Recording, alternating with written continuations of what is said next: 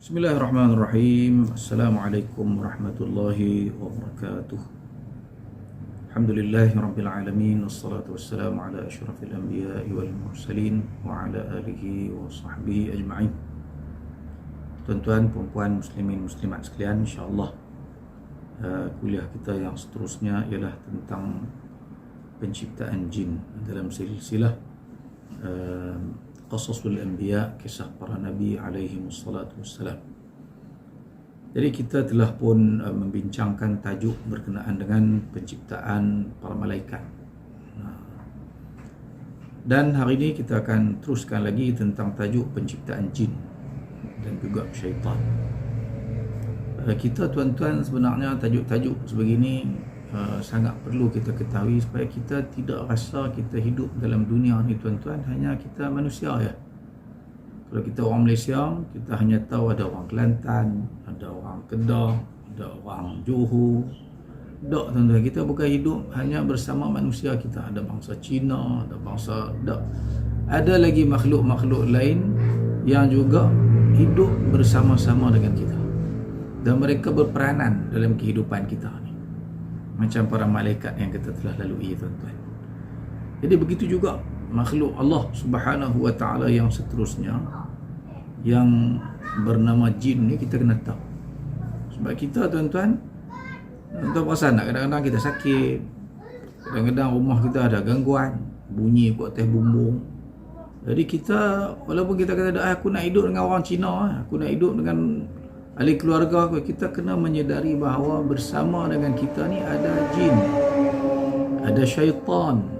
Jin ni ada yang baik, ada yang jahat, dan kita perlu berbuat sesuatu. Setelah kita menyedari hakikat ada makhluk lain yang hidup bersama-sama dengan kita. Okey, kita teruskan secara sepintas lalu, cepat-cepat tajuk kita ni, iaitu berkenaan dengan jin. Okey, yang pertama tuan-tuan ialah jin ni satu makhluk Allah Subhanahu wa taala yang Allah ciptakan mereka daripada api, daripada lidah api.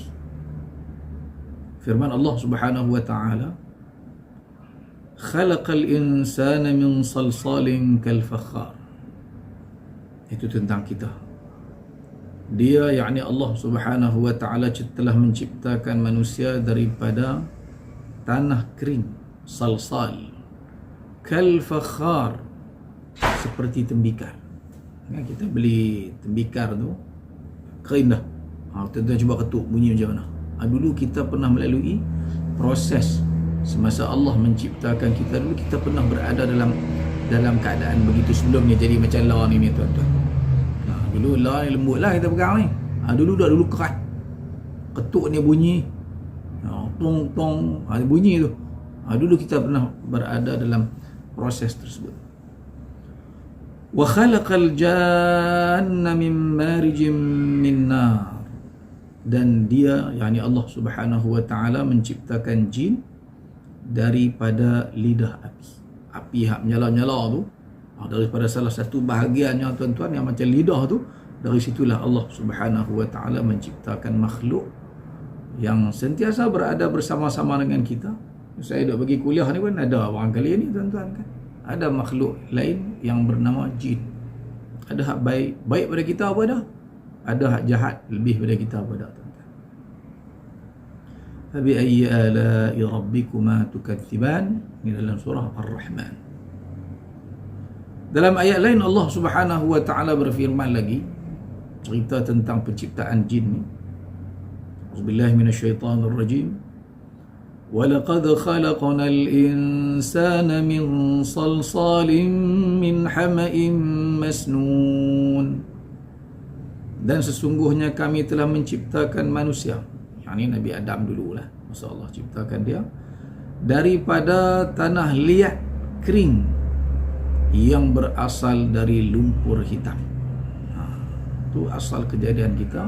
Salah satu tahap-tahap penciptaan manusia daripada tanah dicampurkan dengan air jadi tanah kering, busuk baunya tuan-tuan, min hama'im masnun. Kemudian bila dah dibentuk, dia jadi macam salsalin kal fakhar. akhirnya bila ditiupkan roh barulah jadi kita ni tuan-tuan. Jadi Nabi Adam AS melahirkan kita semua.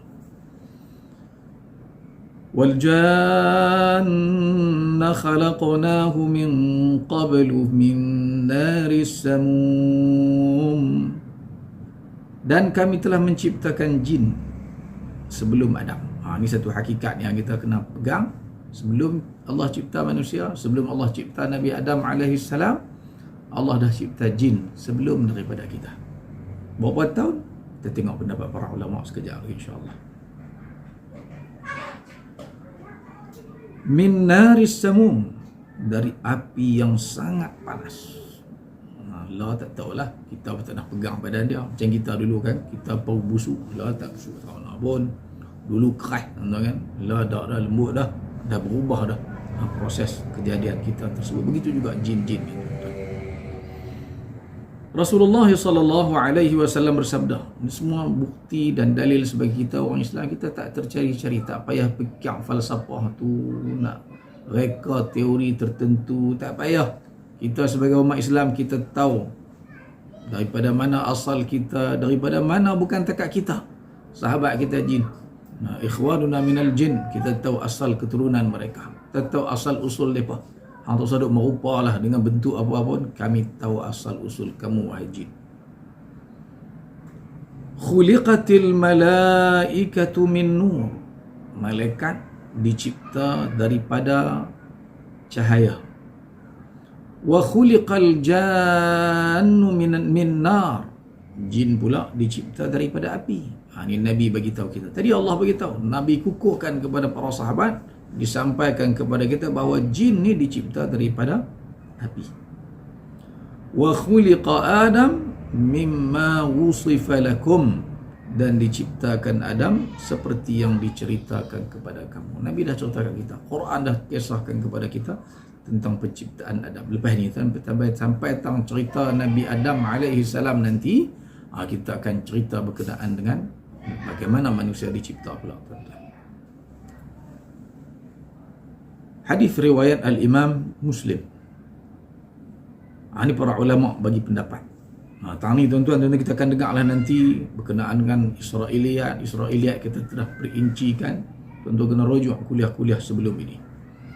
Ad-Dhahhak, salah seorang ulama tafsir, meriwayatkan daripada Ibnu Abbas radhiyallahu anhuma bahawa apabila jin melakukan kerosakan di muka bumi dan mereka menumpahkan darah, Allah Subhanahu wa taala mengutus iblis bersama sekumpulan para malaikat. Mereka membunuh jin-jin tersebut dan menghalau mereka ke pulau-pulau yang berada di lautan. Ini termasuk dalam pendapat para ulama yang kalau kita nak cari dalam hadis, kita barang dia tak jumpa. Yang ni termasuk dalam Israiliyah yang diambil oleh para ulama, yang hukumnya boleh terima ataupun tak boleh terima, kita telah perincikan sebelum ini. Tuan-tuan rujuk pendapat para ulama berkenaan dengan persoalan tersebut. Jadi ini keadaan jin. Iaitu dulu ni, sebelum Allah Subhanahu wa taala menciptakan Nabi Adam alaihi salam, ayah kita dulu, Allah dah cipta iblis. Allah dah cipta jin. Dan jin ni buat kerosakan, buat karut atas muka bumi ni, menumpahkan darah sesama mereka. Jadi untuk nak menyelesaikan masalah jin yang telah melakukan kerosakan tersebut, Allah hantar iblis bersama dengan para malaikat untuk menghalau mereka ke pulau-pulau yang berada di lautan. Okey, itu satu pendapat, tuan-tuan. Yang kedua, Ibnu Ishaq. Ibnu Ishaq dan tuan-tuan salah seorang ulama yang terkenal dalam bidang sirah. Yang mana para ulama berbeza pendapat tentang nak terima ataupun tidak Ibnu Ishaq, tuan-tuan. Majoriti ulama terima. Cuma adalah beberapa orang yang tolak. Termasuklah di negara kita ni ada ulama-ulama yang keras, tak mau dengar langsung nama Ibnu Ishaq ni.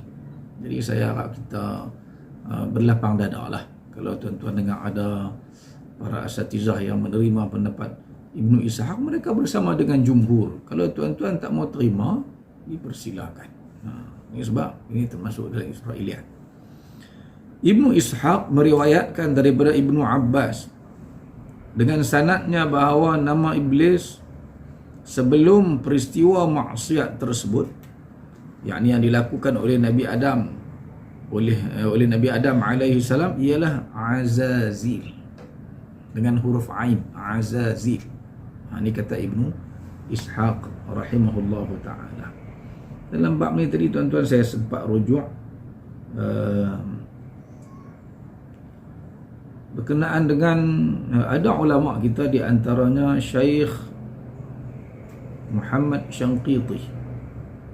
Muhammad Syanqiti dia tolak pendapat ni. Saat tuan-tuan, saya nak cari saat seminit. Okey. Al-Allamah Asy-Syanqiti rahimahullahu ta'ala radda dhalika fi adwa'il bayan.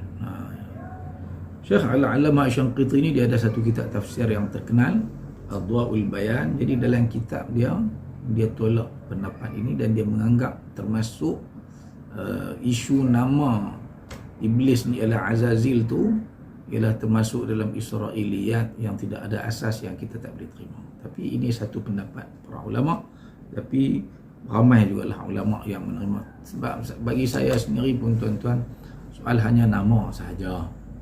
Dia tidak berkait dengan soal akidah, tidak sampai kepada perkara-perkara yang bertentangan dengan umat Islam, dengan akidah umat Islam, dengan syariat. Sekadar nama, ingat, tak ada masalah. Apalah kalau bagi saya tuan-tuan dalam persoalan ini. Tapi atas amanah ilmiah tuan-tuan, Syekh Muhammad Syanqiti dia kata apa? Wa ma yadhkuruhu al-mufassirun an jama'atin min as-salaf ka Ibn Abbas wa ghairihi min annahu kana min ashrafil malaikati wa min khazanil jannati wa annahu kana yudabbiru amra as-sama'i ad-dunya wa annahu kana ismuhu Azazil kulluhu min al-israiliyat allati la mu'awwala alayhi, iaitu apa yang disebutkan oleh para ulama tafsir yang dipetik daripada sekumpulan ulama salaf seperti Ibnu Abbas dan lain-lainnya, bahawa iblis ni ialah di antara di kalangan malaikat ni dia paling mulia. Dia ni adalah penjaga syurga. Dialah yang mentadbir urusan langit dunia dan namanya Azazil. Ini syahid kita dalam bab nama dia Azazil, kulluhu minal israiliyat, semua ni masuk dalam israiliyat yang tidak ada dalil. Menurut Allamah Asy-Syanqiti. Wallahu ta'ala a'lam. Okey tuan-tuan. Dia merupakan, saya sambung balik kata-kata Ibnu Ishaq rahimahullahu ta'ala, dia merupakan makhluk yang sangat kuat beribadat. Masyhur, saya pun kecil-kecil dah dengar cerita ni lah tuan-tuan. Rupanya ini adalah salah satu nukilan yang dipetik oleh Ibnu Ishaq yang diriwayatkan daripada Ibnu Abbas radhiyallahu anhumah, dan paling berilmu, dan dia berasal dari satu golongan yang dipanggil jin. Kita kena faham daripada kata-kata Ibnu Ishaq ni tak bertentangan dengan ayat Quran, kana minal jin. Syaitan, iblis ni tuan-tuan, daripada kumpulan jin. Yang tu tak bertentangan, cuma isunya tentang nama tu sahaja. Hasan Al-Basri rahimahullahu ta'ala, seorang ulama tabi'in yang sangat terkenal, menegaskan bahawa jin sekali-kali bukan daripada kalangan malaikat. Takutlah ada orang terkeliru tentang isu malaikat dan jin sehingga ada yang menyangka bahawa iblis ni berasal daripada malaikat. Tak mungkin mereka daripada para malaikat, dan dia merupakan asal keturunan jin sebagaimana Adam adalah asal keturunan manusia. Okay. Kemudian Allah Subhanahu wa taala berfirman dalam persoalan ini, yaitu Allah Subhanahu wa taala berfirman, a'udzubillahi minasyaitonir rajim. Wa idh qulna lil malaikati isjudu li Adam fasajadu illa iblis kana minal jinni fafasaqa an amri rabbih afatattakhidunahu wa dhurriyyatahu awliya'a min duni wa hum lakum adu bi'sa lil zalimin badala. Ini dalam surah Al-Kahfi yang tiap-tiap hari Jumaat kita disunatkan digalakkan untuk baca ayat-ayat dalam surah Al-Kahfi ini tuan. Cuma tunggu kita lah baca ataupun tidak. Duk tahu semua, saya ingat umat Islam di Malaysia ni tahu dah, hari Jumaat sunnah kita baca Al-Kahfi. Kita kena baca, kita kena subuh anak-anak kita baca, dan kita kena ajarkan, galakkan mereka mendengar tafsir surah Al-Kahfi ini supaya kita tahu. Salah satunya tuan-tuan, bila kita baca surah Kahfi hari Jumaat, kita teringat asal kejadian jin ni tuan-tuan. Dan ingatlah ketika kami berfirman kepada para malaikat, sujudlah kamu kepada Adam. Maka mereka pun sujud kecuali iblis. Dia adalah daripada golongan jin.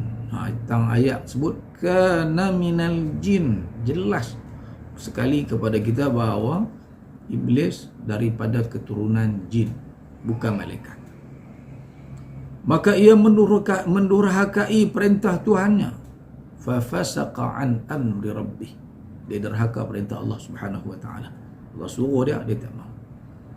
Jadi Allah peringatkan kepada kita semua tuan-tuan, bila hari Jumaat kita baca surah Kahfi ni, afatattakhidunahu wa dhurriyyatahu awliya'a min duni. Dah nampak tahu dia ni daripada keturunan jin, derhaka kepada perintah Allah Subhanahu wa taala, duk ikut dia buat apa? Patutkah kamu mengambil dia dan keturunannya sebagai pemimpin selain daripada aku? Ikutlah perintah Allah, jangan ikut bisikan-bisikan syaitan. Mana yang bertentangan dengan ajaran Islam, itu termasuk dalam perintah jin, perintah syaitan, iblis, laknatullah. Amat buruklah iblis itu sebagai pengganti daripada Allah bagi orang-orang yang zalim. Jadi kita sepatutnya usahalah dan berdoalah kepada Allah Ta'ala supaya kita mampu mentaati perintah-perintah Allah Subhanahu wa Ta'ala dalam kehidupan kita, insya-Allah.